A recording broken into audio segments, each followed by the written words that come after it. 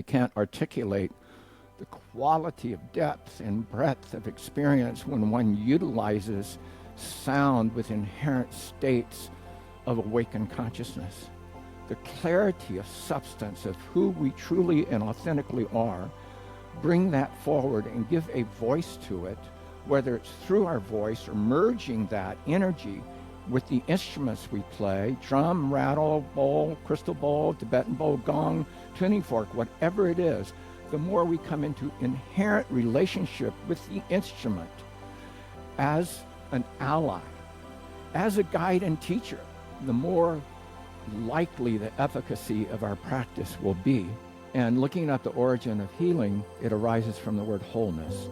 And that's how the whole holistic world arose, using that word, is because healing means wholeness. But when the body relaxes, it opens our psyche to that unprocessed trauma and wounding, and it opens our psyche to greater states of revelation.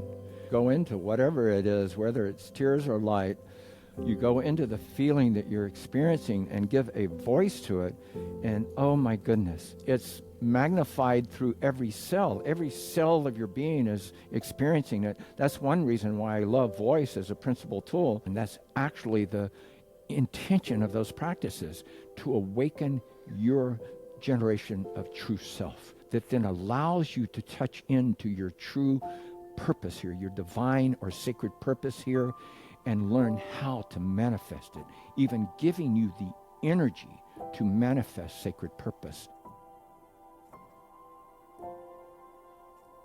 Welcome to the Sound Healing Revival podcast. My guest today is Zacciah Blackburn. Zacciah is a lifelong sound healing practitioner. He is the founder of Sunreed Instruments and a wealth of knowledge when it comes to sound healing.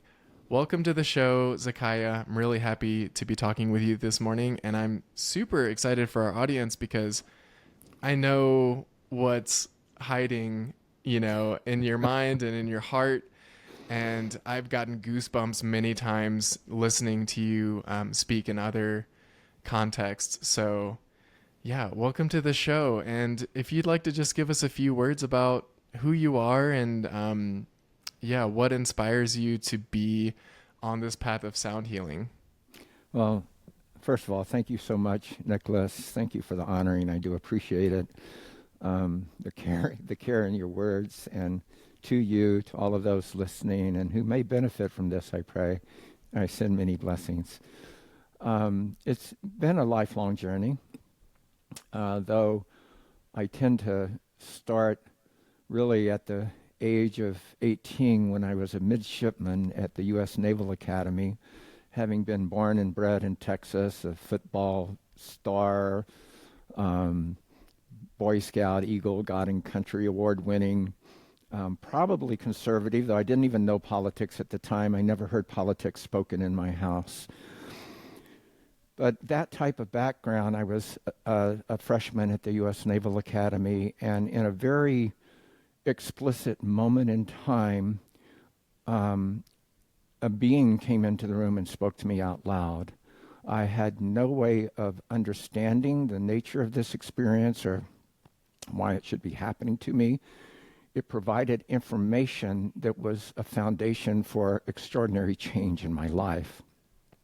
And it fundamentally let me know that this was not my place in life, that there were other plans, I could say, in store. It took me a couple of more years to really adhere to those plans and choose to leave the academy. And once I did, I went through within a year a series of life-altering changes in reality, in my experience of consciousness, the nature of reality, the oneness of all beings and things. It all came exploding into and through me in ways that broke open my doors of understanding, my ways of being and living in the world. In that time and process, someone close to me gave me a very simple bamboo flute. I fell in love with the flute. I knew music to some degree from playing violin as a kid, but I didn't really carry that with me. the flute was not tuned to any scale. I later met the flute maker, and he actually told me he just puts his hands on the flute and cuts the holes, or actually just looks at the flute and cuts the holes. So it was not a tuned flute. I had to learn to maneuver what would be called half-holing or cross-fingering on the flute in order to find sounds that were harmonious to my heart and being. And so I had to play intuitively, really, and the playing of the flute became a prayer and a meditation. As that grew, my love for the flute grew, and I began making them. I knew where bamboo was in Texas. The nature of that exploration was all very mystical. There were extraordinary things that happened to me to bring me into place to make simple flutes. Over time, I learned I was the one talking to the bamboo, saying, "Where do you want your holes?" And that brought me into a deep relationship with the bamboo and the sound and music. Over time, I learned to make flutes tuned to Western and Eastern Arabic scales from around the world. That took me a while. But in that course of that, I would be walking down the streets of one place or another with a small bag I had made to carry my flutes in, and somebody would go like, "You're a flute maker, come, we're going to play kirtan tonight." And they'd be dragging me along. I'd go like, "What's kirtan?" This is well before the days of a yoga center on every corner.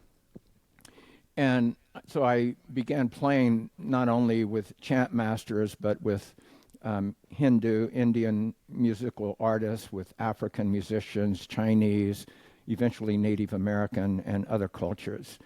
And I learned the arts of music as a spiritual devotion, a spiritual path, and the meditative qualities of that and the healing qualities that some cultures brought forward.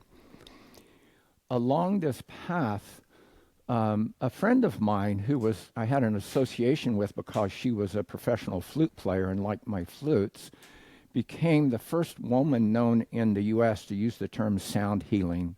Her name was Sarah Benson. She partnered in her work with Dr. Molly Scott, who was a master musician, a former actress. They lived together in a town close to me in western Massachusetts, where I had migrated. And they had begun the first sound healing training that pretty much anybody knows of in the United States. I began working with them. They worked with many of the people now considered the elders and masters of sound healing. I could name names, but I won't. And she really was a catalyst to get me to move more into the healing and meditative traditions that I had already worked with.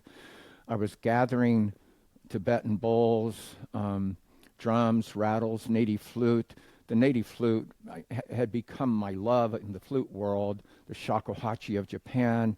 So many beautiful and elegant flutes that have unique tonality and the way in which they're expressed, even though those two particular flutes both primarily played in the minor pentatonic scale, which brought me into a world of indigenous music and nature, the sounds of nature, and so much else, which all was part of the path. Nature itself has been an incredible part to this day of my path because of the resonance of nature. Resonance becomes a key word in this story.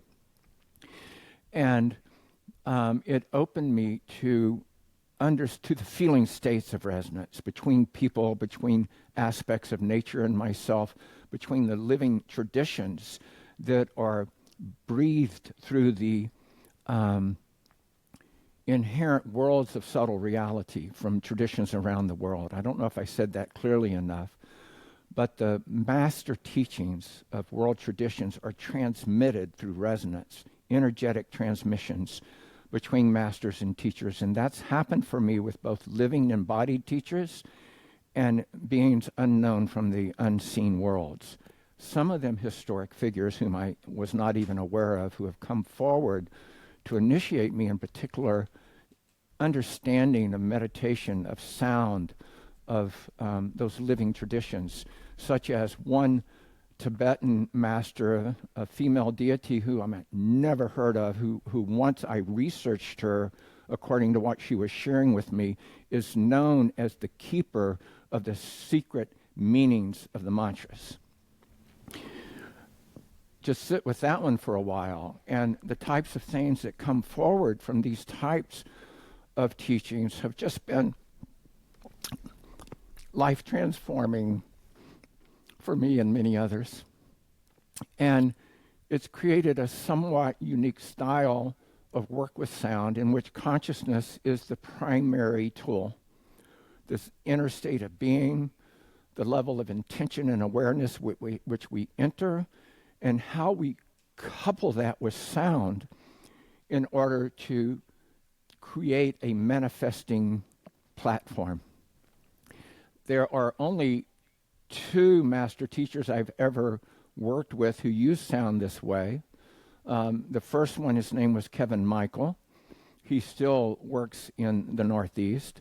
The other was Tom Kenyon, who is very well known, and I don't know how much he's doing live. I don't think he's doing live teachings anymore, but he has a tremendous wealth of knowledge and resources through his own body of work. And again, they're the only practitioners that I've ever worked with who use sound in the way that I do, which is coming into the inner world, connecting with the inner guidance, and bringing it forth through voice and or the instruments you're using, how to merge that with those instruments. They never taught how to use sound to me. I know that Tom had a sound healing program for a while. I never took that. But being in their presence and experiencing their work both took me into the inner states of initiation with the holy beings that reside in the inner worlds, but also taught me from direct experience, taught me how to refine my own work, which was working in this same method that I had never experienced from another teacher. And the profundity of that I can't explain. For instance, I did a Blue Medicine Buddha transmission with a very respected Tibetan master, one of the lineage carriers of that tradition, and it was a profound experience. It's an experience known in the Tibetan tradition as self-generation, but it was a self-generation practice incorporating 7 planes of the Blue Medicine Buddha being or consciousness. I did a very similar initiation with Tom, who used sound in the way he does to connect then to Blue Medicine Buddha to bring those transmissions forward. I can tell you the difference in experience is beyond language. I can't articulate the quality of depth and breadth of experience when one utilizes sound with inherent states of awakened consciousness. So the more that we can do as a unique individual to touch into ourself, to discover the nature of our truth, our inherent reality, the clarity of substance of who we truly and authentically are, bring that forward and give a voice to it, whether it's through our voice or merging that energy with the instruments we play, drum, rattle, bowl, crystal bowl, Tibetan bowl, gong, tuning fork, whatever it is, the more we come into inherent relationship with the instrument as an ally, as a guide and teacher, as well as someone who is conducting itself according to our relationship with it. The more we can come into that quality of relationship with our instrument, voice or musical instrument, the more likely the efficacy of our practice will be. And in our own work, we incorporate our sound work with lineage teachings, wisdom teachings of the cultures we have worked with and been initiated in. We bring those relationships forward through the wisdom teachings, and then we teach a meditative practice from that tradition. Then, though we're already in a state of connection, we go in to connect to those higher planes of deified experience and bring that forward through our voice and through our coupling, our union with the instruments that we choose. So we have reported over and over, much as my experience with Kevin and Tom, we have reported over and over how life-transforming this method is, how people never expected so much, and that it's beyond explanation, that they have no words for it. And one reason for that is because reality, true and pure reality, as it's discussed in Tibetan Buddhism, pure reality is beyond language. And I know I'm talking a long time with one question, but this one point is very important to understand. Most of us believe that we understand reality. I remember when the Hathors, who are beings that Tom works with, talked about this and discussed that humans commonly perceive, or all of our scientific ability to perceive reality is about 1% of reality as they perceive it. I find that to be relatively true, though I wouldn't have been able to tag a percentage onto it. But if we're talking about an infinite universe, language can't touch into that, because by definition, language defines things, which fundamentally means that it steps back as an observer to observe it from a point of separation, and that is being described has boundaries which we can describe that article or artifact from. So if it's an infinite universe, language cannot comprehend that, because it's beyond the ability to separate from, because we are totally a part of, and it's beyond the ability to look from the outside to describe in language. I hope that that's clear enough to understand that our cognitive mind is not able to comprehend the infinite universe. However, we can use language. One Tibetan teacher put it so beautifully. We can use language as an attempt to articulate that which is not articulable, but it's not articulable. We can only hope to understand it through direct experience. And that means letting go of the guard, letting go of all boundaries, and resting in a place of what the pre-Buddhist Tibetans call unbounded wholeness, resting in vast, open, empty spaciousness with the opportunity and hope to perceive reality directly. It means clearing away all filters of mind, emotion, entanglements in relationships, in our past history and trauma and wounding and whatever it is. We have to be free of that, to clear the mind, clear the heart, clear the atmosphere, rest in simplicity, emptiness, stillness, which brings us into wholeness and completeness.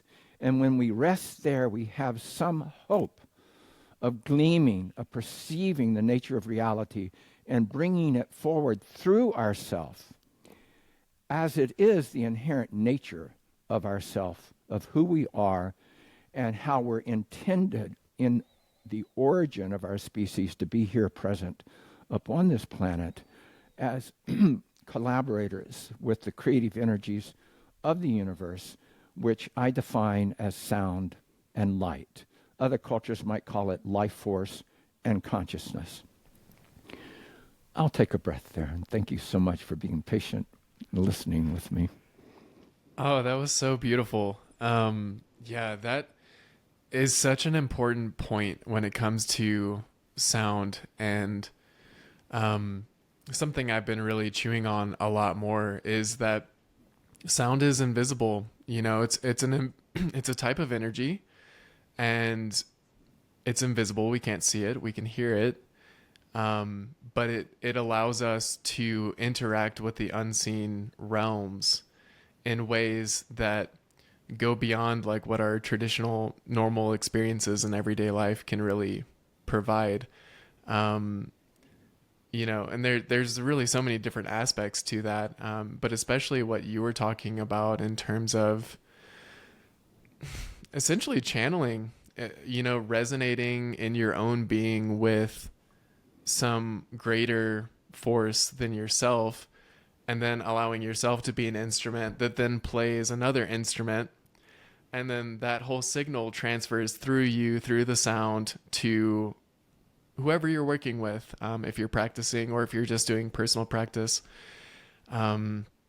But yeah, this whole idea of our limited senses and how little we actually are able to perceive, even if we have perfect vision or perfect hearing. Um, I think that is the one of the major perspective shifts that comes with the territory of really diving into this work. Um, yeah, I love that. So you come from like a really, you come from like a shamanic sacred sound perspective, but, and I really want to talk about that more because, I honestly don't have that much experience with that side of the field of sound healing.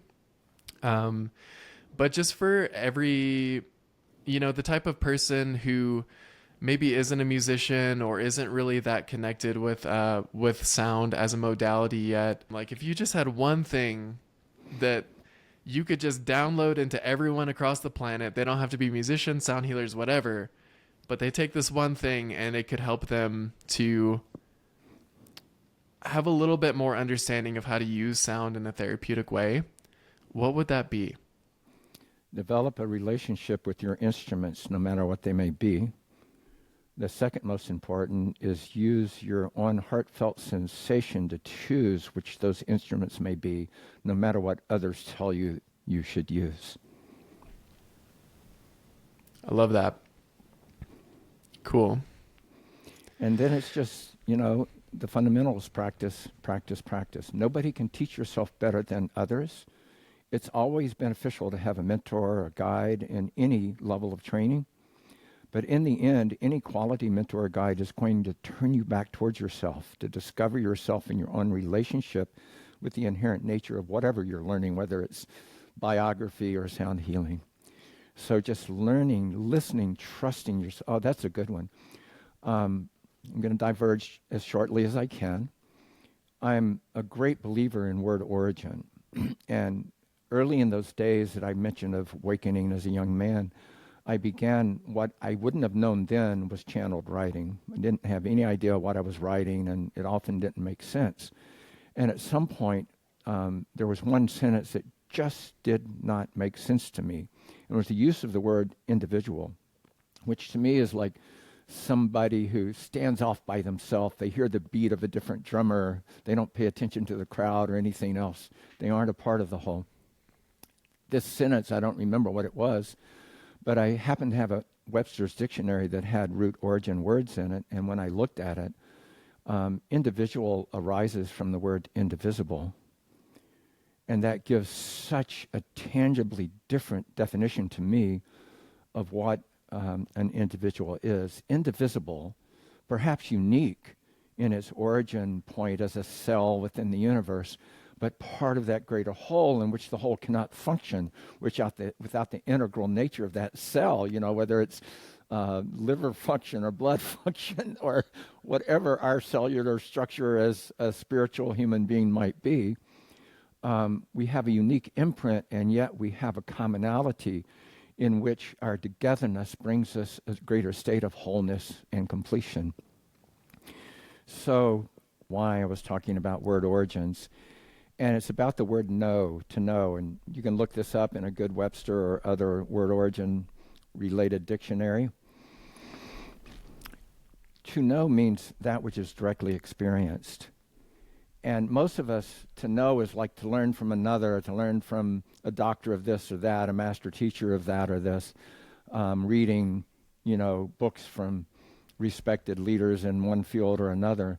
We learn from the outside in. Actually, the root origin of education is to draw out from. Just like the root origin of academy was academia, which was a grove of trees that Socrates, or maybe it was Plato, I think it was Socrates taught under. All of these words and languages of knowledge and study and school and so forth arise from a deeper way of understanding, transmitting or opening to our own deeper wisdom.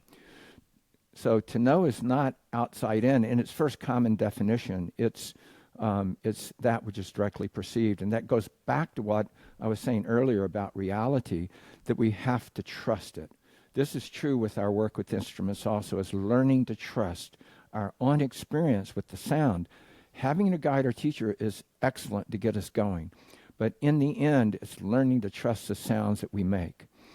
And I think the sounds are unique for a number of ways over music.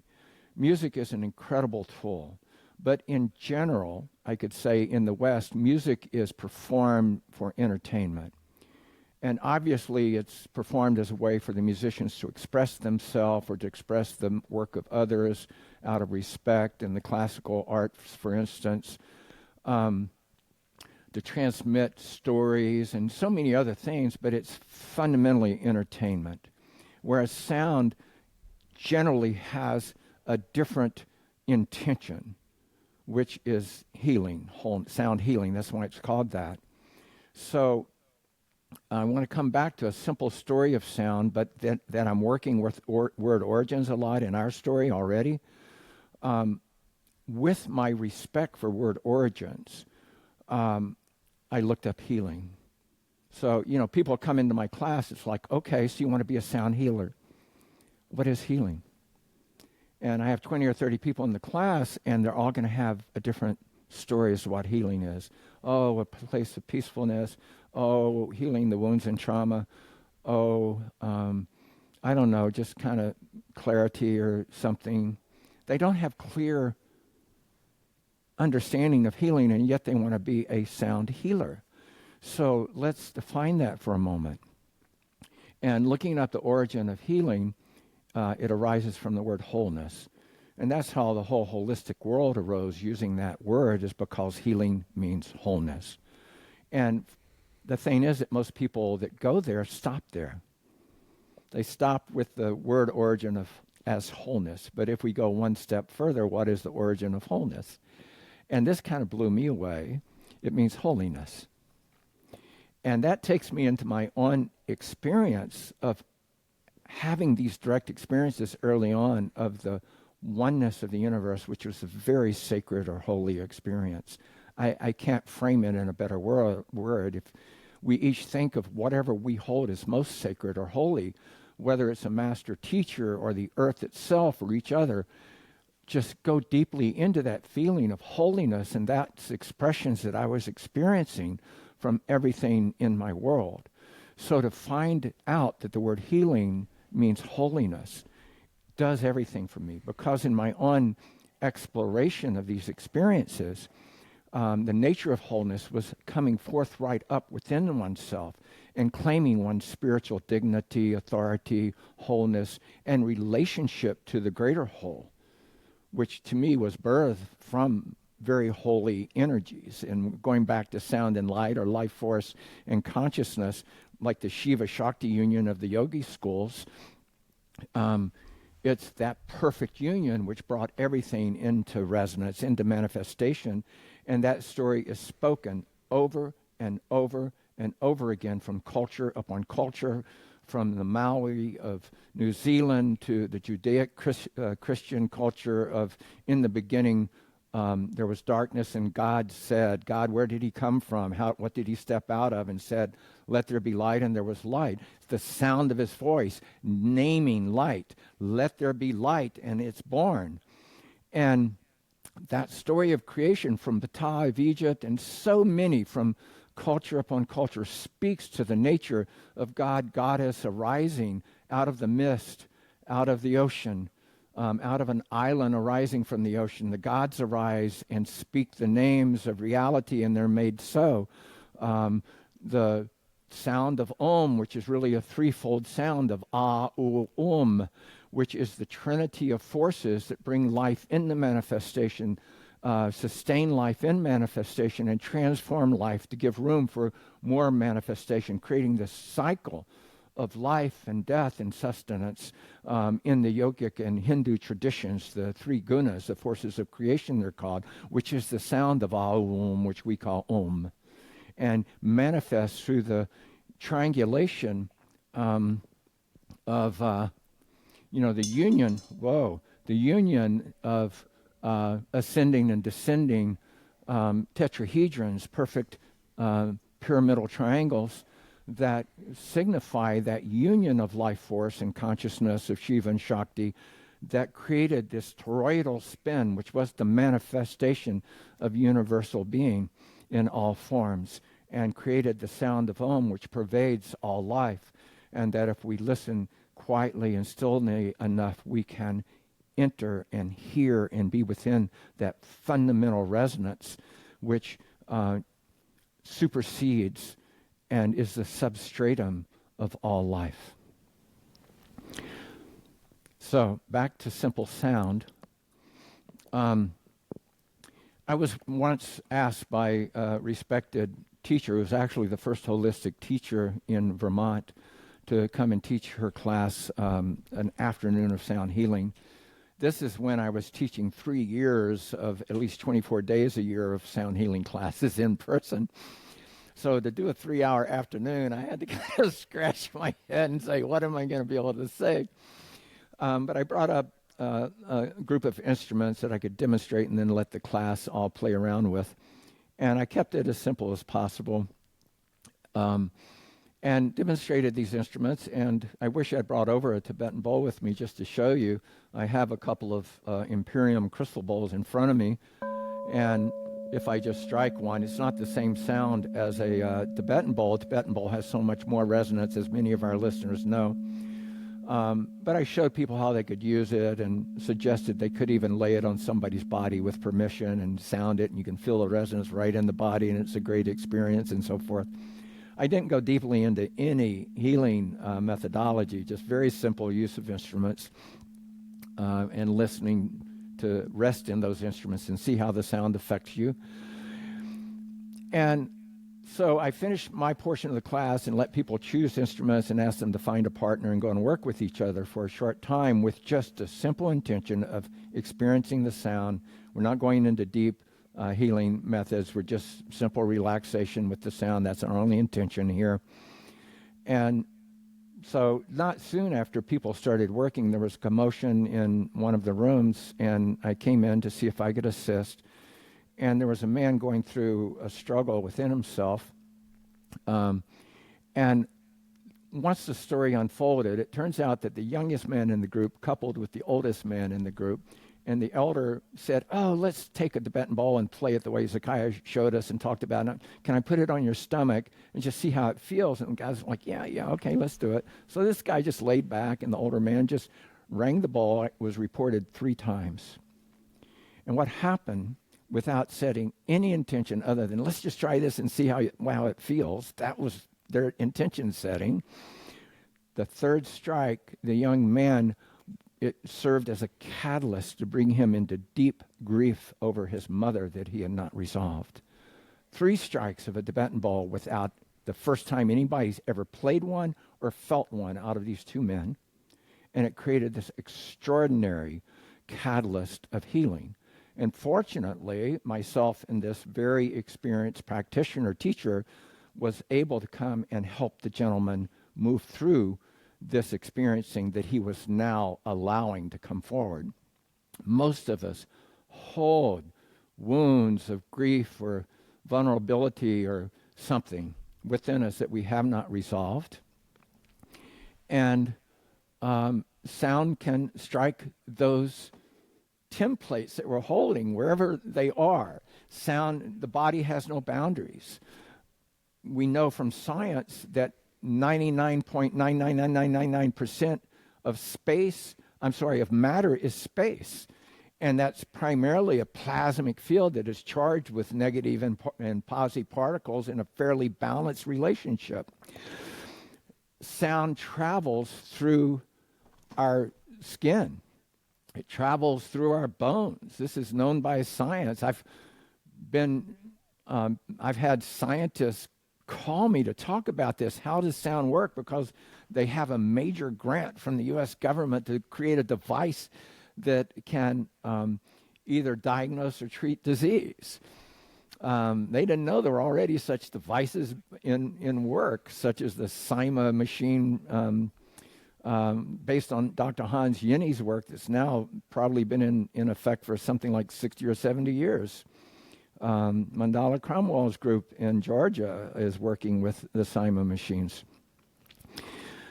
So, wow, sound works is the fundamental teaching. Sound works. So, while anyone can pick up a Tibetan bowl or a group of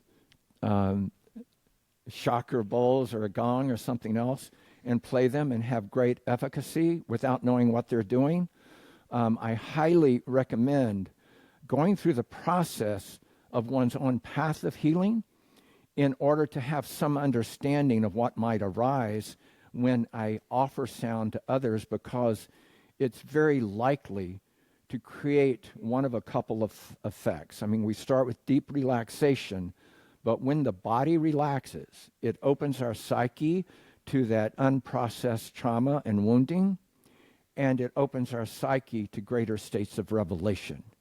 And for us to understand both of those pathways of healing and to be able to embrace them and to assist others in an appropriate manner. When we have 10 or 15 people laying in our yoga studio and we're playing some crystal balls and somebody starts crying and other people are worried, or somebody else comes over and wants to hold them and say it's okay, and no, please, let's just let them be with it. Let's see how they are. If we can help, how can we support them? Rather than just going over and grabbing them, possibly because we haven't healed our own trauma, and that person who is feeling their trauma is triggering ours, and we're not ready to touch it yet. So what is the right approach of healing for ourselves and others when we're working with instruments of their own innate nature, resonate through our body, psyche, and soul as a transformative tool? And the more that we understand this and utilize the principles of awareness, of consciousness, of intention, merging with the sounds of the instruments we're using, the more likely they're going to become effective to bring people into those unresolved states or the sacred holy states that they have not yet met, and may come out of it going, oh my God, I had no idea. I had no idea who I really am. I had no idea how this greater cosmos works. And that's just the first moment of awakening for many. Amen to that. Yeah, so much comes up when you're working with sound. It's almost like having a bit of a duster, a feather duster, or in some cases maybe even a power washer that's just kind of going to those places within us, the stuck emotions and the trauma, and just like moving them along, polishing them up a bit. Yeah. And it's one of those things too that I find when I'm working with people, to make sure that they know, like, stuff can come up and that's okay. And actually, like, the best thing that I found for people is to really allow it to fully be expressed. Especially if it's something like crying, don't choke back the tears. If you need to make some sound and express that feeling, like, fully express it, wring that sponge out, get as much out of that release as you can. Whereas the tendency really is to kind of stuff it back down. Yeah, that's really good advice. The sound is so helpful there. The vocalization, you go into whatever it is, whether it's tears or light, you go into the feeling that you're experiencing and give a voice to it. And oh my goodness, the quality of expression amplifies so readily. It's magnified through every cell. Every cell of your being is experiencing it. That's one reason why I love voice as a principal tool. We don't need to be musicians. We don't need to be vocalists. I'm not a great vocalist, but it was the energies of resting out with the earth in a sacred place. One of the elders shared with me an ancient ceremonial site right here in Vermont that I was asked to go to by an elder, and it became a life-transforming place in which sound was part. where started learning how to attune to the trees and stones and waters and giving a voice to the beauty of my experience and so forth. It started with the flute, then it became spoken prayers, and it became taking my drum out with it, with spoken prayers, and then sung, and then the world started opening up, and the holy ones of that sacred place would come and say, you know, Zacciah, if you would just do this with your voice while you're holding your awareness here, we would so appreciate it. And it would open doors to the greater and greater mysteries that were inherent in that place and utilized by the ancestors of this place also.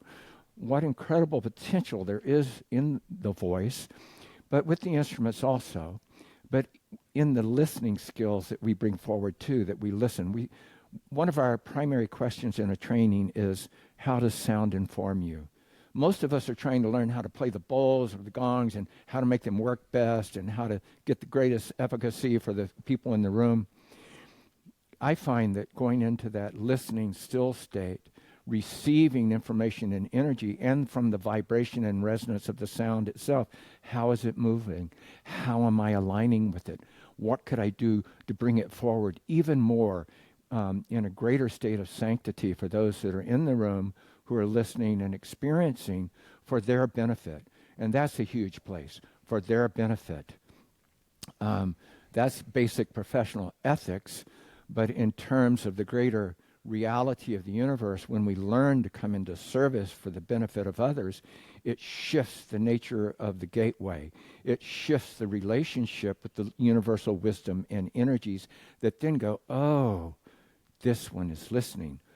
This one is ready to work with us. Let us come forward and move through him or her. Let's touch them at a deeper level of cellular knowing that can awaken them to their own part in this, that they can come forward more and more as embodied, awakened, enlightened beings to serve this planet in its awakening, in its communal growth and transformation, as a service to the greater whole of the cosmic wonder of all things.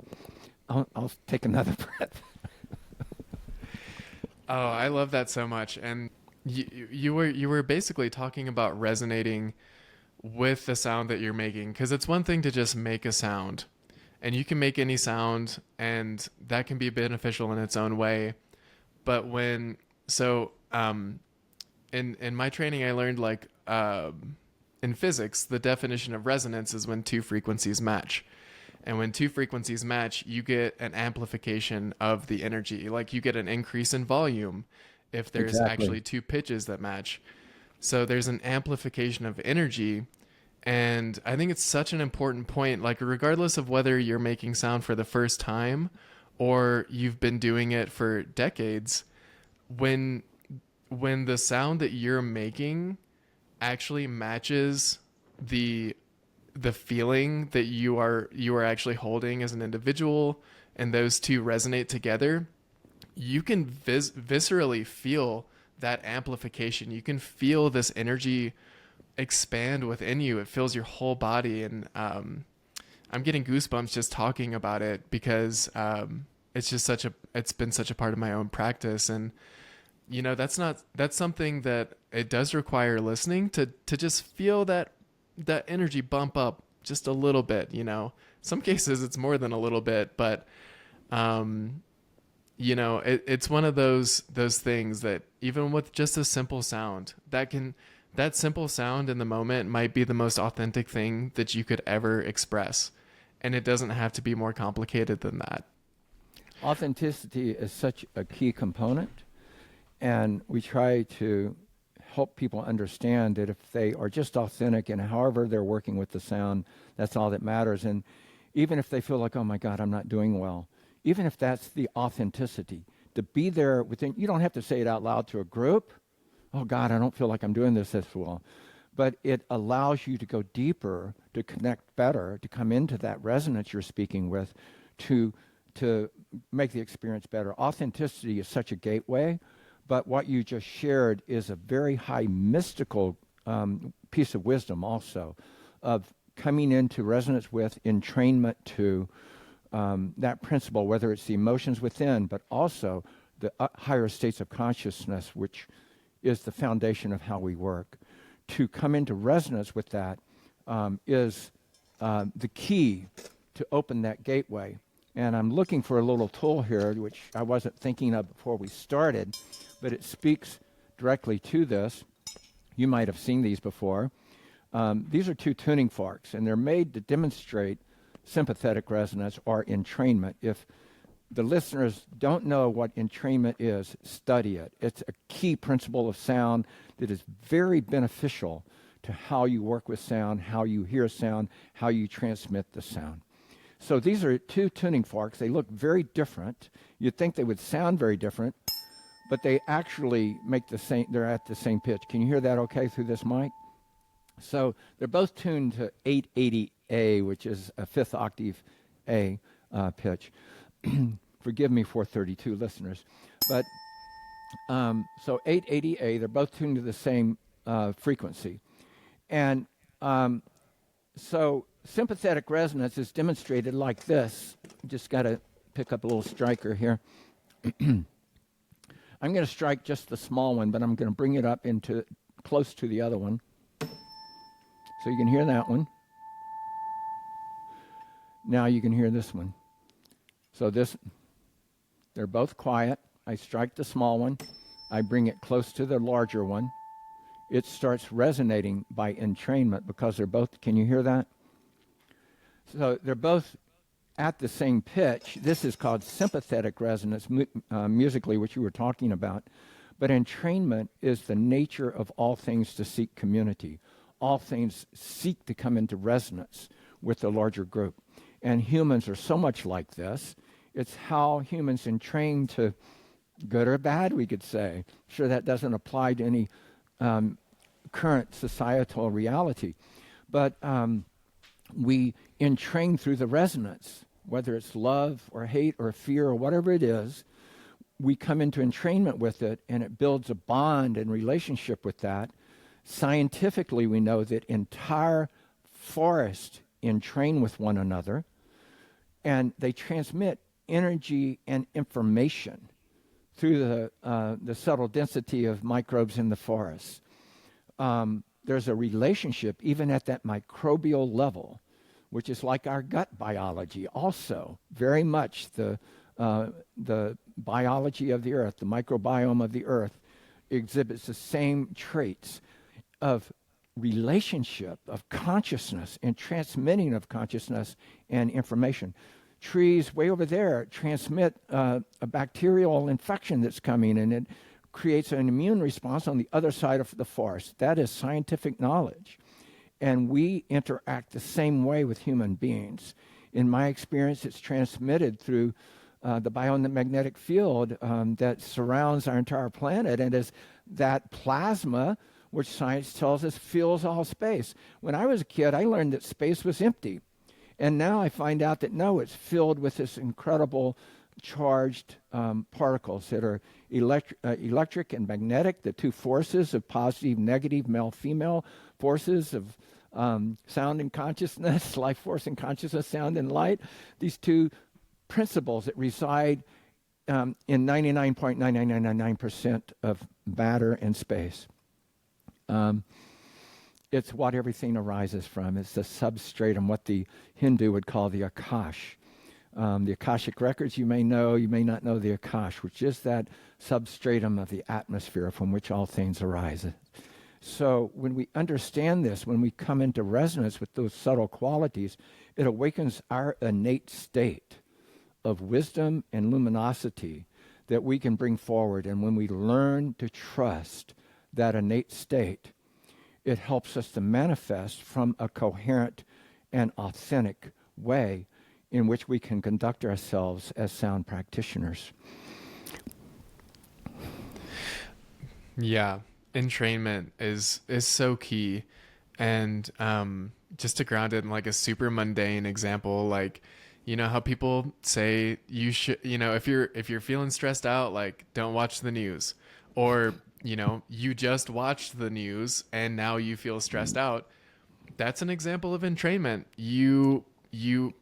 There's this chaotic, stressful vibration coming through the news that you have become entrained to.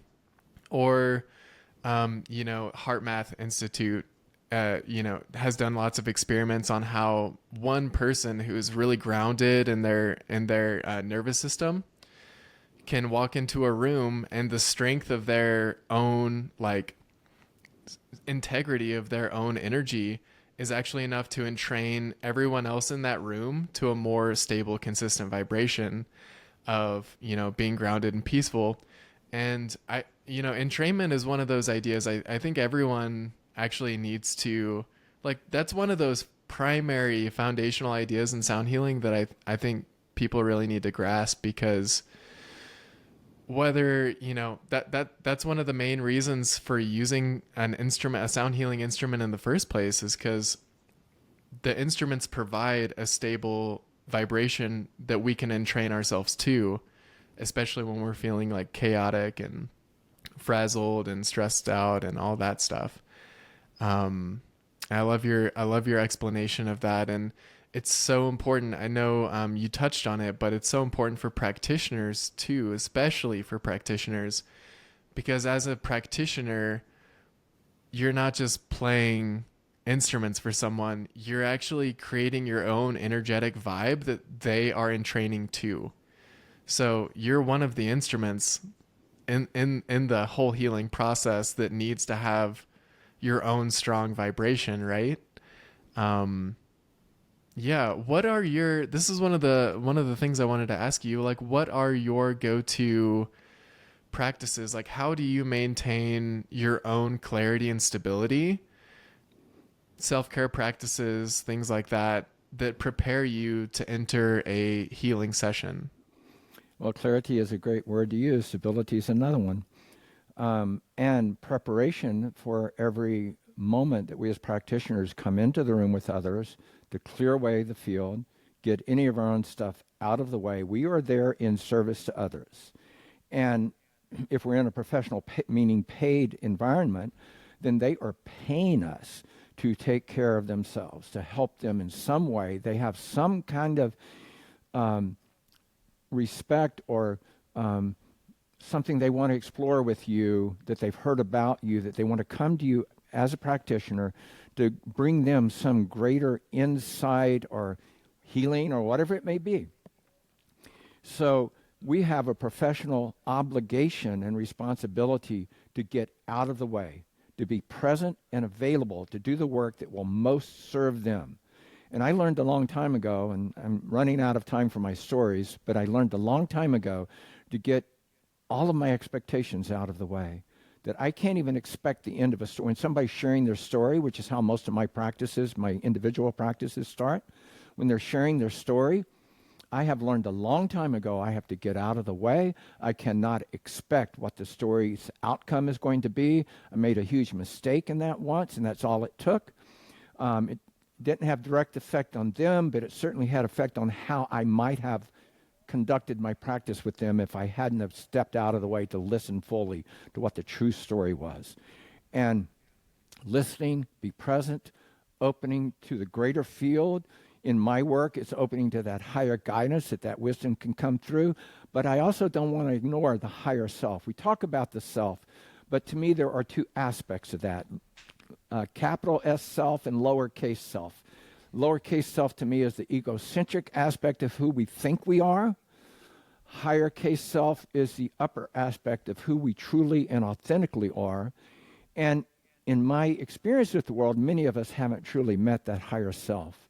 And when we do, most of us are blown away by the beauty, the expansiveness, and the holiness of who we truly are in relationship to the greater cosmos. It's an incredible thing to experience. And once we experience it, it gives us the strength and wisdom to get out of the way, to let the little self just, the little self is good at opening doors and turning on the computer. The higher self should be master of the body and the being.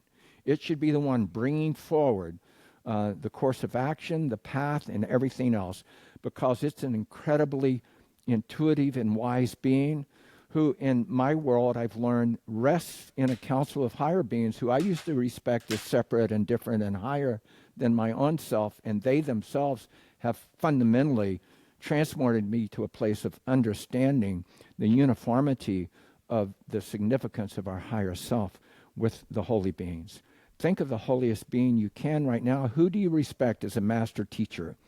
Whether it's Buddha, Jesus, or someone else, whomever it is, how do you resonate with their holiness? Can you feel into that enough to understand that you sit at the table with them, that they respect you as one of the family, as one of themselves? How do we reach that place? What do we have to get out of the way to reach our own state of holiness, wholeness, and completion? And one of the simplest tools comes from the Buddhic and pre-Buddhic Tibetans. The pre-Buddhic culture of Tibet, known as the Bon, often the Bon shamans they're called, but some people use the word Bon shaman to diminish the nature of the Bon culture, which was very Buddhist in nature, who had awakened Buddhas far before the Buddha we call Buddha was there. And the Tibetan Buddhism is a unique style of Buddhism because it blended the Bon shamanic culture with Buddhism. When the masters of Buddhism brought it to Tibet and implemented it, it ended up taking on some of the characteristics and wisdom of the Bon culture. And one of the principles used is known by different names: the three lights, the three jewels. I prefer the three jewels, but it's many people with Buddhism, when they hear the three jewels, they're actually talking about what I'm going to call the external jewels, which are the Buddha, the teachings, and the Sangha, or community. The teacher, the teachings, and the Sangha. Buddha, Dharma, and Sangha. The three inner jewels are stillness, silence, and space. And I've been taught by teachers to utilize them in the three upper centers, chakras, within the third eye, within the throat center, and the heart center. Now, how the practices are conducted depends upon the sect of Buddhism. But I first learned it placing stillness in the third eye with a white light emanating there and the sound of Om emanating from within it. The second was within the throat chakra, having silence resting here, emanating a ruby red light and the sound of Ah. And within the heart chakra, the nature of spaciousness and a blue cobalt ray, much like the blue medicine Buddha, cobalt blue, and the wisdom of the heart, or pure compassion. So stillness, white, enlightened mind, and silence, ruby red, and enlightened speech, and cobalt blue, spaciousness, and enlightened heart, or the heart of pure compassion, the heart of pure wisdom. And they define pure speech in a beautiful way. Enlightened speech, or pure speech, is the perfect union of the enlightened mind with the heart of compassion, or the heart of pure wisdom. I love that. And if we could all speak from that place, from a pure state of union of enlightened mind and awakened heart, give voice to that, we would change our world. And this is a secret teaching that is cultivated in culture upon culture.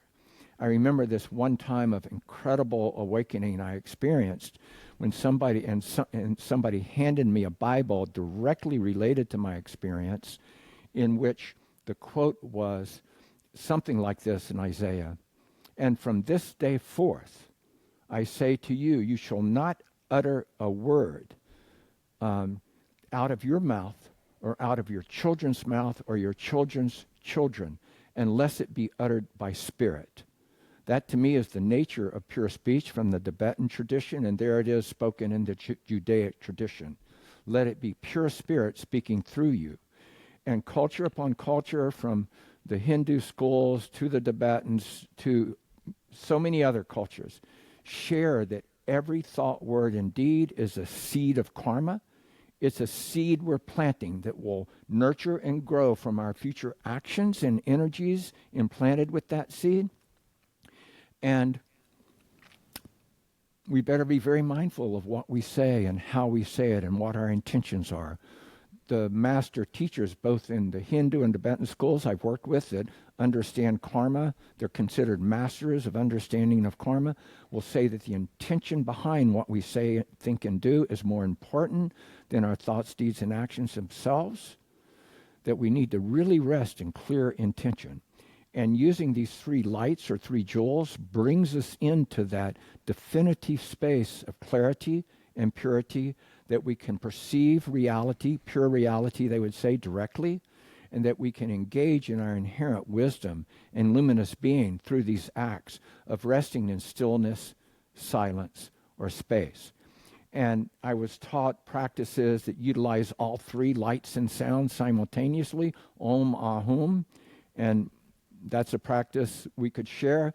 But I've come into resting primarily when I start a practice, and the simplest of teaching is resting in either one of these jewels within the heart chakra. This is usually where I start and how I prepare.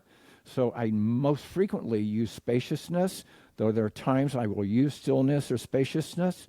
And the practice, and do it with me if you would, you can eyes open or closed, but for the listeners, perhaps close your eyes, just breathe into the heart center, feel an experience of spaciousness within the heart. If you have difficulty doing that, I remember one of my teachers who suggested we use our memory, which is a powerful tool for reasons like this. Recall a time in which you've experienced vast spaciousness, resting on the beach beside the ocean and the vast horizon, resting on the top of a mountain or on the side of a mountain with the vast open space around you, resting in a farmer's field at night, laying back perhaps, going out into the clear sky with just a vast array of stars twinkling down upon us. Use some experience that you've had of feeling spaciousness, because the feeling states is what drives the practice to bring us into a state of clarity and connecting to our innate wisdom and luminous being. So opening to vast spaciousness, and the practice becomes just breathing into that felt sense of spaciousness, breathing out. Can I conduct a little sound practice with this? Absolutely. So I'm going to use two crystal bowls. I'll explain them later. They're called Imperium bowls, which I just love the quality of voice of them. These two bowls create a binaural patterning, which tends to helps the mind let go in this way. So the practice is to breathe into the heart center, just feeling an innate state of spaciousness, or remember a time you felt spaciousness. On the out breath, let everything else go. Any other feeling or thought that arises, just let it go. In a sound practice, you can cast it out on the sound waves. Just let the sounds carry any other thought or feeling that arises. Just let it go on the out breath. And as you do so, you connect with the vast open space around you, that infinite space of the entirety of the universe, really. You can go as far out, expand out as much as you want, letting go of everything else within. So breathing into spaciousness in the heart center, feeling a state of spaciousness. On the out breath, letting everything else go until the out breath also becomes a pure state of spaciousness. Breathing into that vast open space around you, connecting with that, to where eventually you just feel a vast open state of spaciousness. And continue that. And I recommend just being with the practice as long as you can, but if it helps you to use your voice, you can use one of these three seed sounds, they're called, the Om, Ahum sound, Bija sounds. I'm going to start chanting them. You can join with me or quietly to yourself if you want to. I may go into other toning. We'll see what happens here. But your practice is just breathing into a felt sense of spaciousness, letting everything else go on the out breath until you can feel into the vast spaciousness around you, and then breathing in from that, coming into union with the vast sense of spaciousness within and without. In a sacred way, we offer this practice. Om.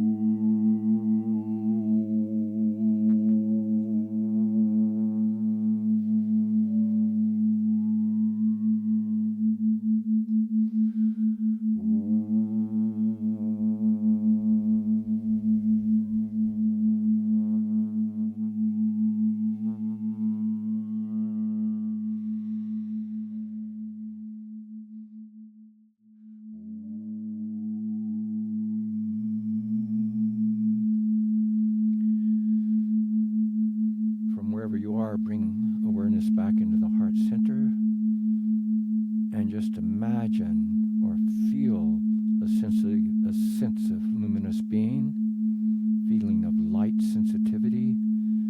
Feel into the atmosphere around you and imagine it filled with light. But drawing that substance in, awakening the light within, amplifying the light within. Do this in a sacred way, awakening and amplifying your own light.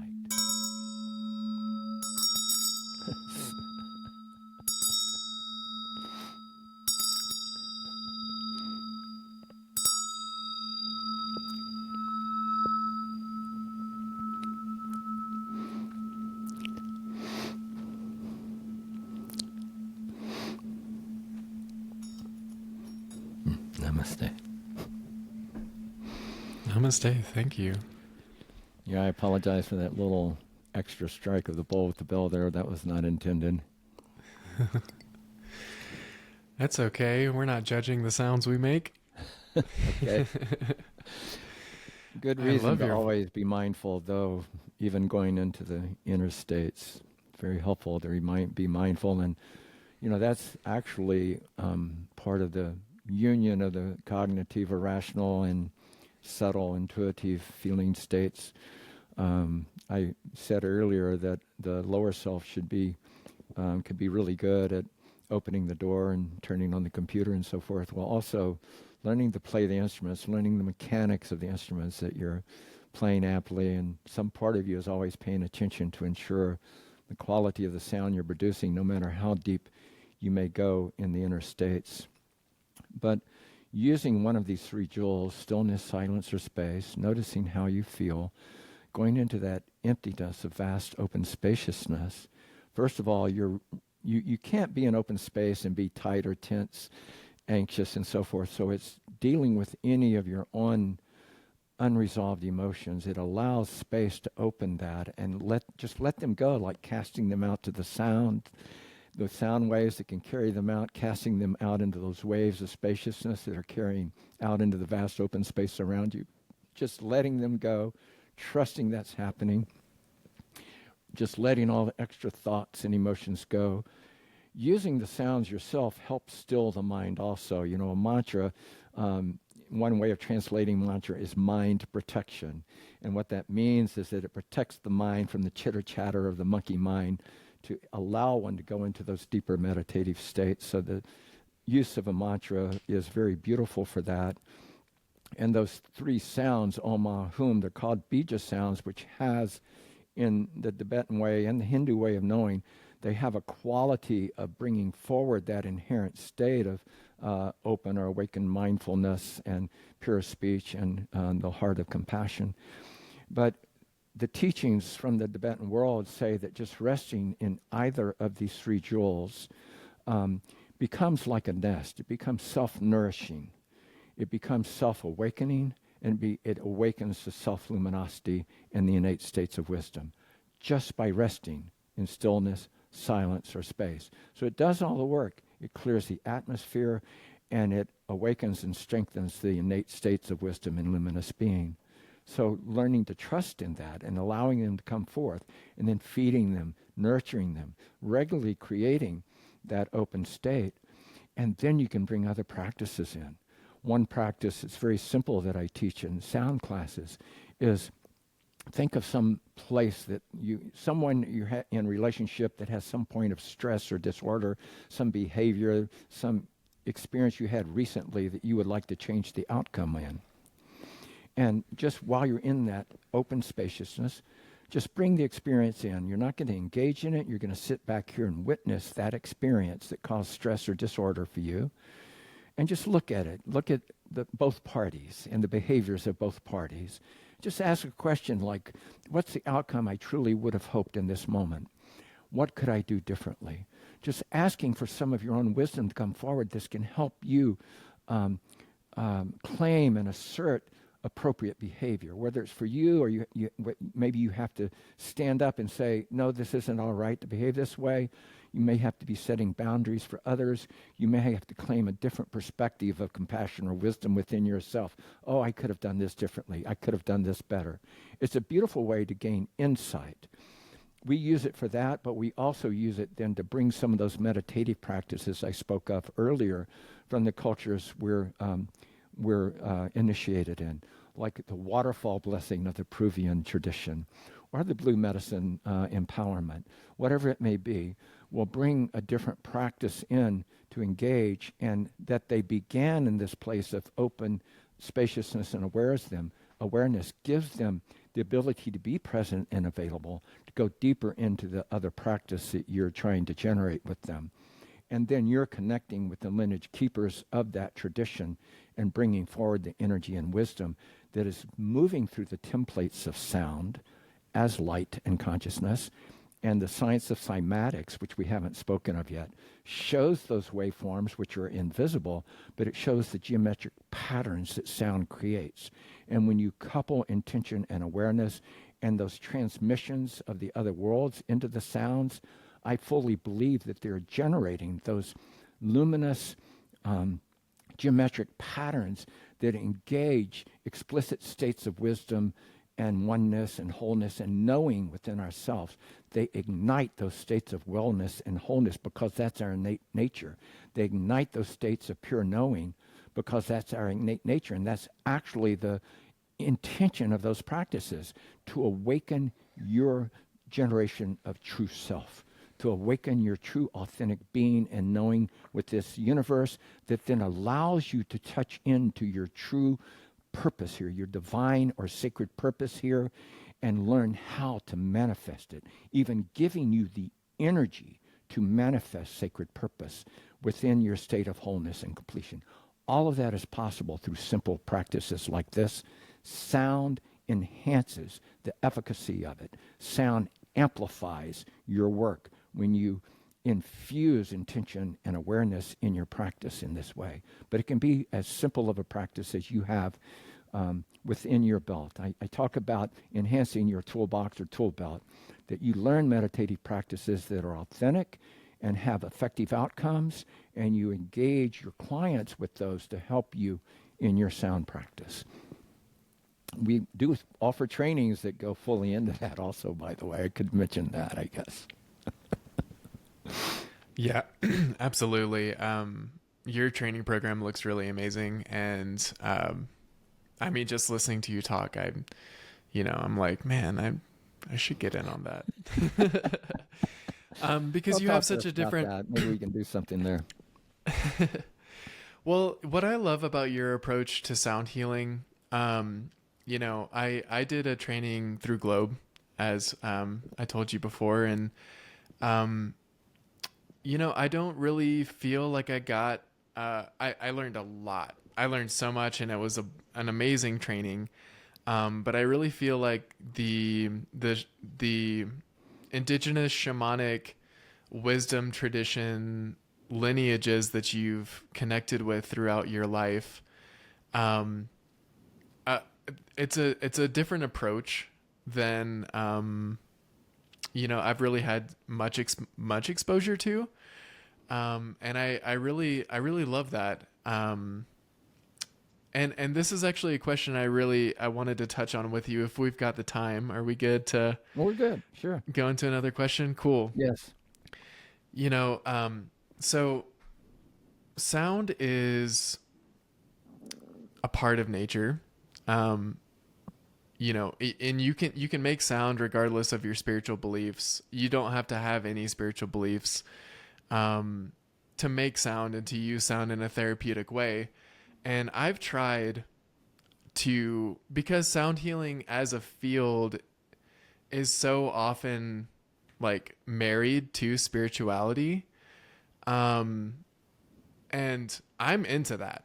I'm not like, I don't have problems with that personally, but I do recognize that it is a barrier for some people who don't have necessarily like a spiritual practice, or they don't have the same religious inclinations or they do have religious inclinations. Like, my family from the Southern Baptist Church are a bit hesitant to incorporate sound healing or like even explore this field because of a fear that it will somehow contradict their religious beliefs. But I think some of the prophets would disagree with that, but go ahead. yeah, I know. Yeah, and the more, just I'll keep it brief and get to the question, but the more I've worked with sound and just been on my own journey with this, the more I've realized, like, there's ways to teach sound in a way that are non-dogmatic regarding spiritual beliefs, but I really can't separate sound and spirituality in my own practice. Like, it's just not possible. They're so interconnected. And just regarding people who might be thinking that this contradicts their spiritual backgrounds, I know you also grew up in the Christian church and you've explored all these other lineages. Like, what would you say to someone who feels like they are crossing their own boundary by exploring this type of work, in terms of their own religious boundaries or spiritual boundaries? And also, I would love to hear about a little bit more about like some of the specific traditions you've worked with, how you got connected with those lineages, in case people are interested in going down a similar path as you have, if you wouldn't mind. Wow, well, that's a long path to explore, but let me see if I can keep track of the question first. You know, I part of my practice often is something that some people might call light language. There's a lot of other words that are used in contemporary holism. What initiated me in it, I was already doing something similar, but what really initiated me in the tool was working with Christian mystics who taught me speaking in tongues. So there's a very Christian foundational force of sound. So I'm going to go into it for just a moment, because I connect with a particular atmosphere when I do this.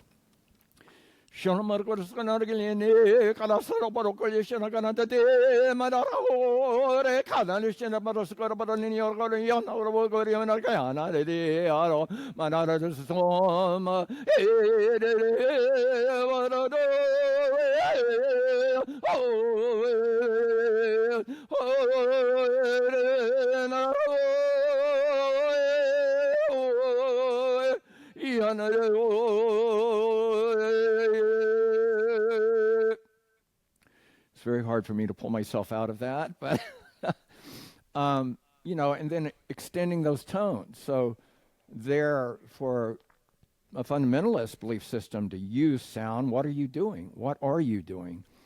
And for those in shamanic practices, I know that in what I call contemporary shamanism, that it's changing, actually. I know some of the teachers actually have started incorporating crystal bowls and toning and stuff, but what I call contemporary shamanism really only had one voice of sound, and that was a steady drum beat, and it's very well documented. There's so much documentation, scientific research on rhythm and rhythmical patterns and how they enhance particular states. And the 7 beats a second is the typical shamanic thing for taking you into altered states and meeting your power animals and so forth. I never saw an elder use that drumming method. When I was with an elder, their method of being was very different, and they don't teach it like this is how you do this. I do share that at this point in our training, but you have to be around an elder to have transmission of energy and consciousness, to receive and understand methodology. They're not academic. Oh, this is what you do, and then you do this, and you hold the rattle this way, and you do that. Oh, let me take another moment then.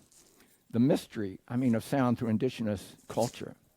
And this comes directly from Cherokee elders who taught one of our rattle makers.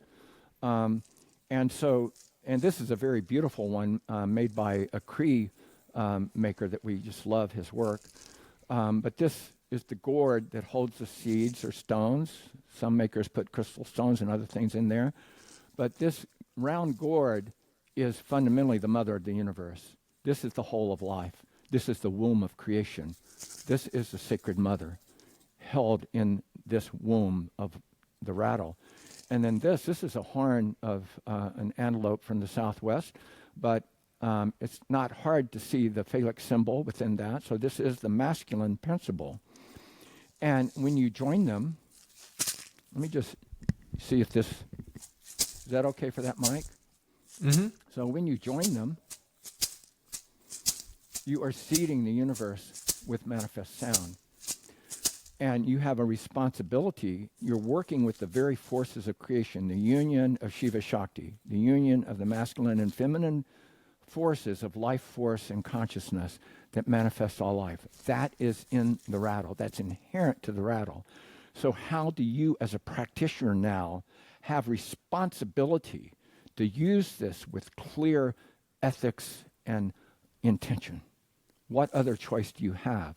And that every sound going out is a seed of that consciousness. Every sound is a seed. And I actually learned this from spirit beings, this particular part of it, in a forest that I was asked to help bring healing to. And spirits, ancestral spirits of the land came to teach me to use the rattle I had to seed beauty and hope where a forest had been devastated. Every sound is a seed. That's true with your voice too. I just went through that with pure speech, the karmic nature of our speech. So as I'm speaking, I'm coming into the internal states more and more. Rather than speaking to you, I'm listening through the heart to the benevolence of those around me. And I want to bring that through my voice. This is how an elder uses this rattle. It's not just drumming and saying, go into the underworld, forgive me. He's connecting to allies of the other worlds and bringing the medicine through his voice and the use of the seeds of that rattle.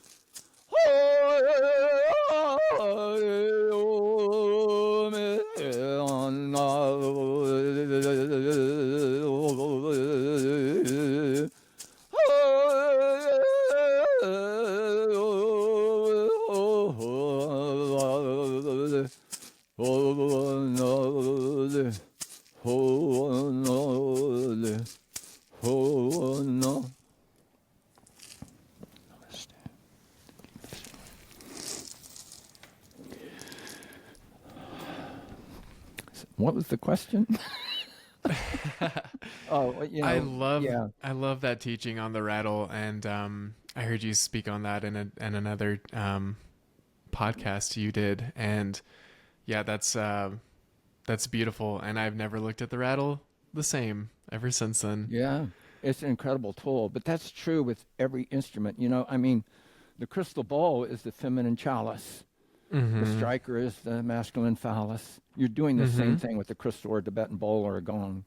Exactly the same. In fact, you know, many gongs are made with what's called a nipple in the tip in the middle because it's understood that the gong is the breastplate of the feminine spirit. It's true with the shang of Tibet, which is one of the most powerful bell systems I've ever worked with. They're very feminine in nature, but they incorporate the masculine striker. And my teacher made it very clear that these are master instruments for spreading intention, prayers, and awareness into the world. Utilize, you know, you're extending through your arms and hands from the heart those prayers for the benefit of others, whether you're clarifying energy and space or whether you're invoking the higher dimensional states of being, whichever it is, clarifying or awakening. Whatever you're doing, these are really the two foundations of healing, clarifying what's not resolved, dark energy, dark space, whatever you might hold, or instilling awakening of the higher sources of power and self and knowledge and being and connection to the greater whole through that awakening process, because we are seeds of potential within the wholeness of the universe. That's who we are, and we're here to manifest those seeds to ripen into great fruit trees or oaks, whatever we may be, as a human, a unique human in our human species. Love that.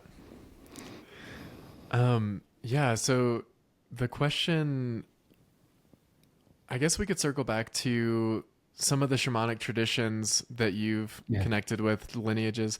We don't have to go too in depth into it, but I would love to hear, from someone who has their finger on that pulse, more or less. You've been. So I've studied with Oglala, Cherokee, and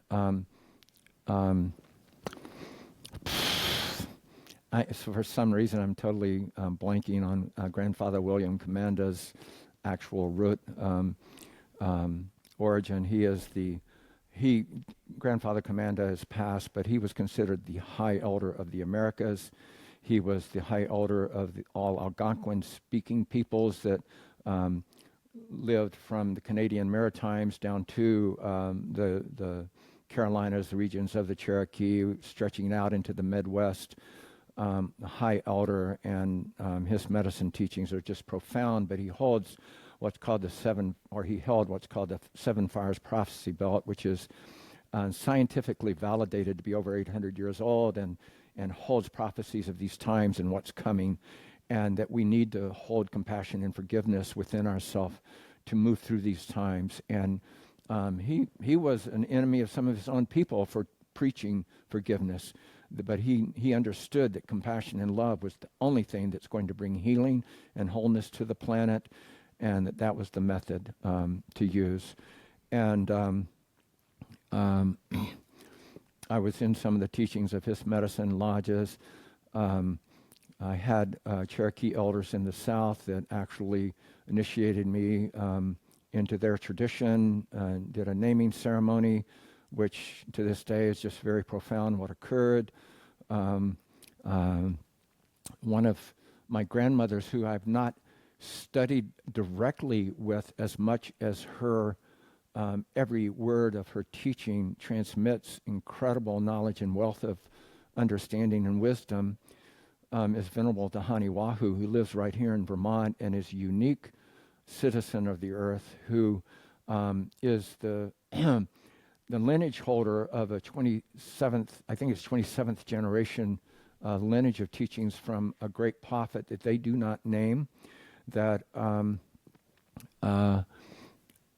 anyway, she carries the lineage. There are others that work with her, but she also, in her youth, went deeply in Tibetan mysticism and is a very highly respected Tibetan teacher, thus the name Venerable. She actually brought the first Tibetan nunnery to the United States. She's worked very deeply with Tibetan traditions, is very revered there, but also in their traditional Cherokee lineages of her culture.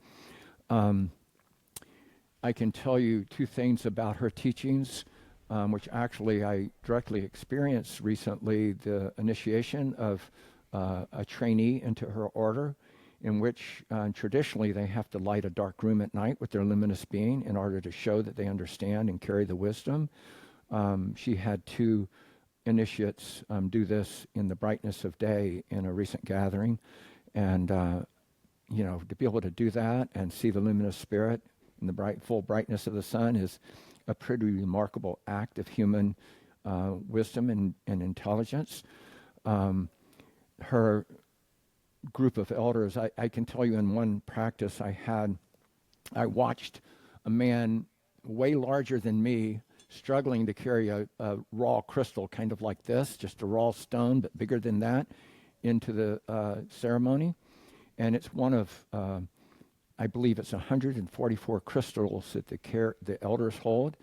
And they do share that when they gather, they arrange the crystals in a sacred geometry, and sing sacred sound codes to the crystals that awakens their elders and bring them forward to teach. So there is, she is a wisdom keeper that does teach sound in greater and greater respects, and carries it in her tradition, both in the Tibetan and Cherokee tradition, was a tremendous, has had just tremendous impact in my life. I like to say that to me, she is perhaps she embodies holiness more than anyone I know, and I've met quite a few high spiritual teachers in my life.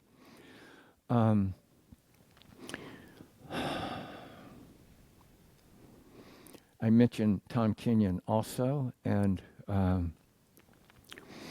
the practices I did with him, starting with Kevin Michael, because Kevin carried forward some of Tom's work, and he especially initiated me into the Egyptian order, but into other orders. I mentioned the Tibetan medicine Buddha practice, into other orders as well. And working with him initiated my relationship with my own spiritual origins and teachers that allowed me to go deeper and deeper within, to have a awakened, clear insight with the holy ones that work with me, have a more clear, visible relationship with them that has deepened the work. I mentioned Christian mysticism. I worked with a Kabbalistic teacher who also taught some of the mystical Judaic principles to me. A Hindu teacher that brought some initiations forward. I'm trying to think through it all, but it's decades of work with various lineages. Peruvian has been a very powerful one. I don't like to use the term, but in the Peruvian tradition of the Q'ero elders of the wisdom keepers of the Central Andes, I was initiated into what was called the fourth level priesthood, but it just means the ability to conduct oneself in right or living relationship with the living consciousness of the earth and sky. And in many of these traditions, they speak specifically to prophecies of these times, the times we're living in, and what is manifesting here as a powerful time of transformation for humanity on the planet. And conducting oneself is premier to that, but learning to use sound in these ways of union with consciousness can bring us all into heightened states and allow us to bring more and more forward. In the Peruvian tradition, when enough of us come into that right relationship or living relationship with the living energies of earth and sky, it will be the catalyst that awakens all of humanity. So that becomes a very important aspect of the work as well. I love so that. You froze I just there got a little bit. goosebumps. I hope that you're able to receive all of this. I got it. Yeah, I heard you, and Amen. yeah, I'm sitting here with goosebumps. Um, I really feel that, and just to tie it back, you mentioned the word holiness, and the word relationship has come up a lot. And one of the things I learned at Globe, actually my favorite class with Globe was the sacred geometry class with Can Richard you say that last Feather. word again? The sacred geometry class with Yes. Richard Feather Anderson. Oh, beautiful. Yeah, I know Richard. Yeah. That class changed my life for sure. But when you look at sacred geometry, which we've touched on a little bit, it's all about relationships, the relationship between different points in space. And I just wanted to tease it out a little bit for the listeners here that when we're creating sound, part of what we're doing, we're creating a sonic space. Like if we could see stuff, you're creating like a sonic space around you. And music is all about relationships between two different notes. That's a sonic space. But all that aside, coming into your own right relationship with nature, with the divine, with yourself, that seems to be holiness, the act of healing and getting back to a sense of wholeness or holiness is coming back into right relationship so that you can actually resonate harmoniously and live out your life in the highest way possible, you know? Yeah, so I mean, and I'm quite comfortable. Let's just use wholeness. If holiness goes too far afield for any of our listeners, I'm quite comfortable with using terms that work for us. And wholeness is the fundamental origin of healing. So we can state with wholeness, but within wholeness, we do have a relationship with the greater whole. What is that relationship? How do we discover it? How do we live in appropriate relationship with the principles of that greater wholeness? That's actually the early definition of Dharma, which is the Buddhist teachings. Dharma precedes Buddhism as we know it. Dharma was defined as the nature of self in relationship to the principles of the cosmos. And that's the nature of the greater self, capital S, the nature of the self in relation to the principles of the cosmos. That sounds exactly what I just said coming out of Peruvian wisdom. Sacred geometry speaks to it all. And if any of our listeners have not looked at cymatics, cymatics, you really want to look at it because it shows how sound impacts matter. That's exactly what it does. It shows how sound impacts matter. Most researchers in cymatics currently are using a liquid base to show the reflection of sound in matter. And it shows these incredible geometric patterns. My friend Eric Larson, working with John Reed, who's a very respected cymatics researcher, together they created the new round of cymoscopes, they're called, that show this sound moving through matter. You can use fine particles of dust. You can use different liquids. You can use two different types of liquids like water and oil, and they all have a different viscosity, so it shows different patterning within each one. The amplitude and pitch of sound changes what you're seeing. And Dr. Hans Jenny in the 50s and 60s really brought cymatics into scientific form. It had been explored more simply in early approaches with Chladni, the Chladni plate. You will find in the study of cymatics where this gentleman created a metal plate and put sand or powder on it and crossed this bow across it, violin bow, and it created these patterns. You can do it with your voice. You can create something simple. We call it the sound bong, with a piece of like 6-inch PVC into a joint that goes into a 4-inch piece of PVC, wrap a balloon around the 6-inch PVC, make that level, and put some salt or flour or sand on it and start toning just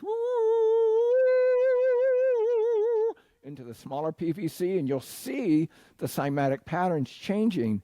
We had a master vocalist who created a star tetrahedron doing this in our class. It was really great. But that's the simple form.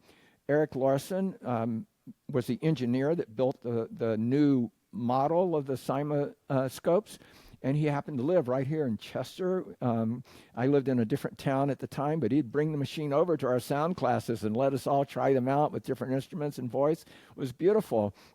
One of my last conversations with him, he was building a cyma machine in an egg template. I haven't talked to him since. I'd like to see it so that you can see those cyma geometries, the cyma glyphs expand out in 3D rather than just on a plate or a drum, which is the way it's done currently.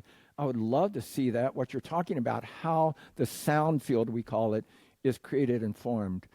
Creating sacred space is a very integral part of our own trainings. It's very important to understand you have a responsibility of the integrity, the safety of the space that you're creating for any clients, whether it's one or a group of people in a sound bath, whatever you're doing.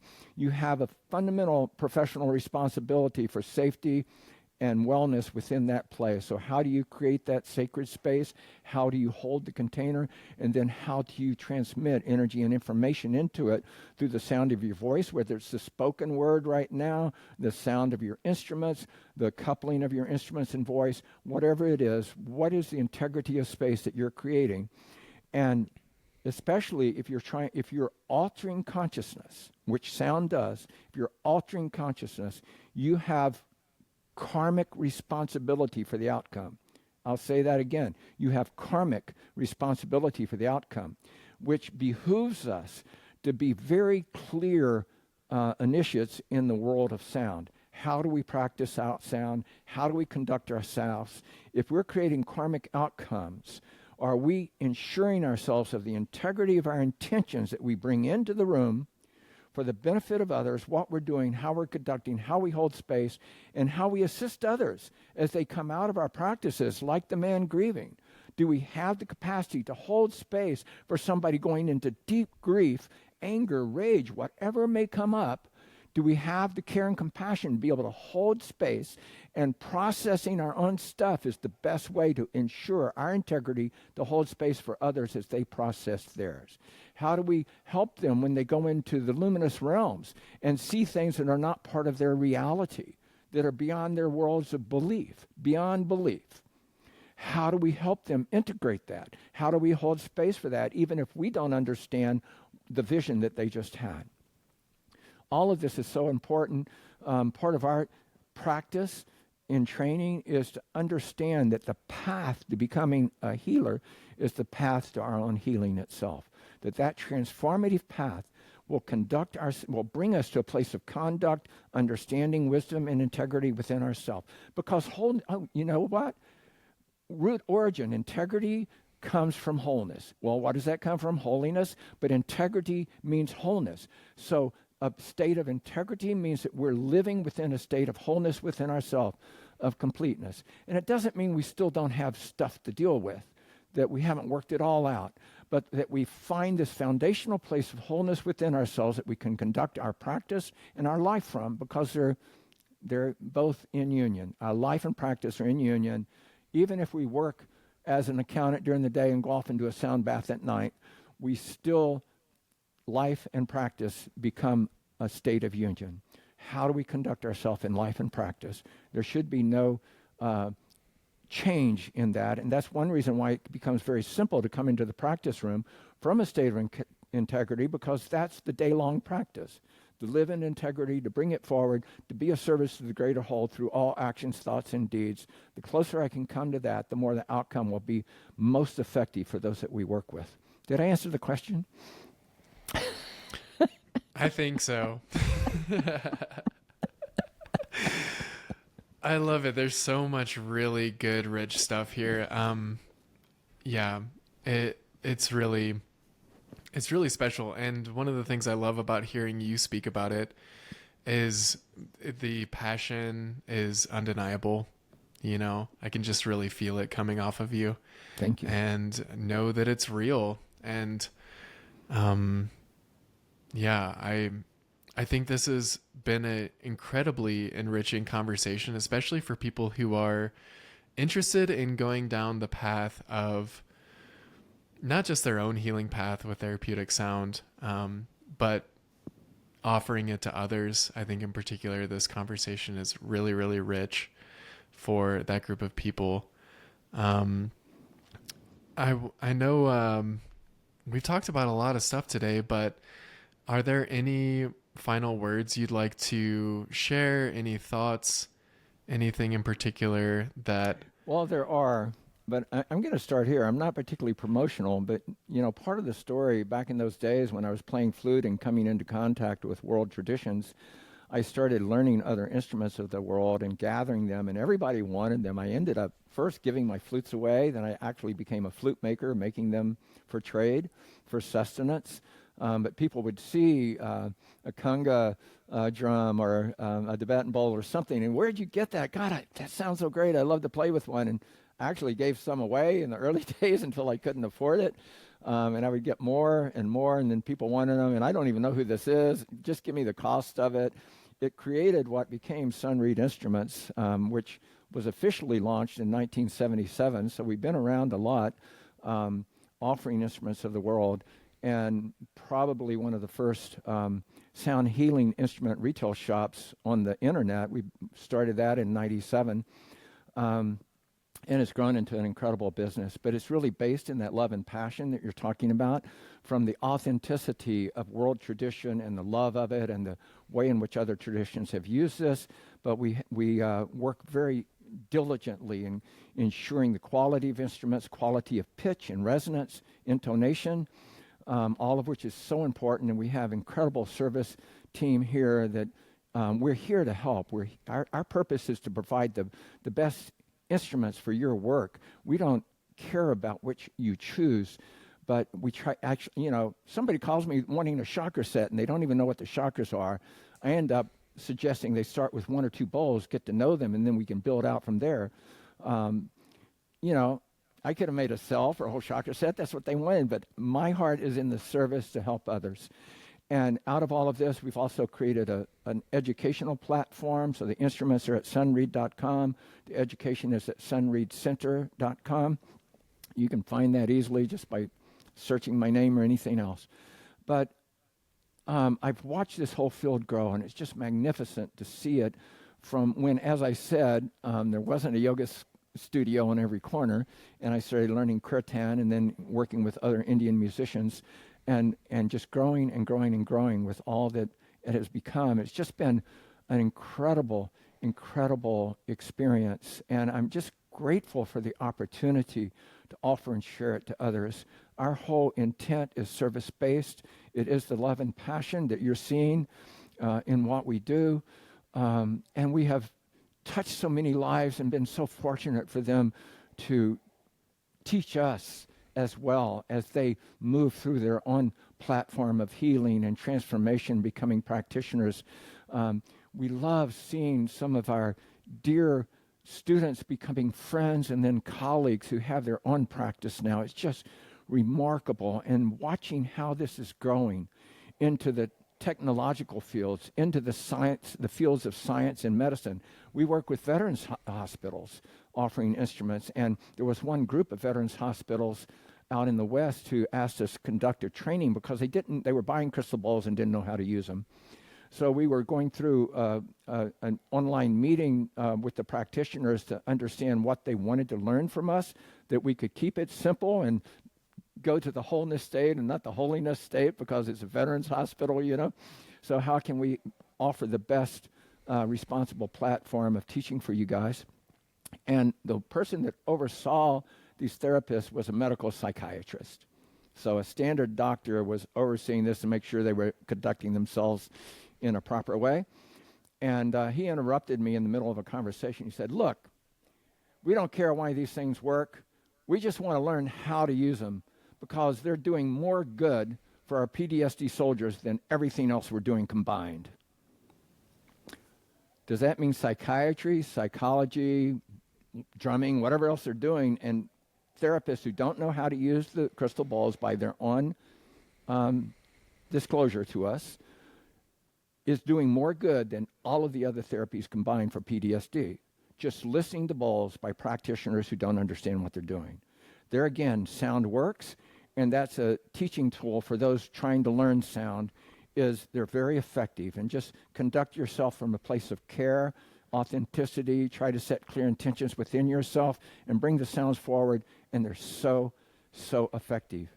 I know that some of the things I talk about and some of the way that I share experience with sound is not at a beginner level, but it's very simple to use these tools. Work with friends and colleagues. Come to our trainings. It's very easy to use these simple tools. They're very effective.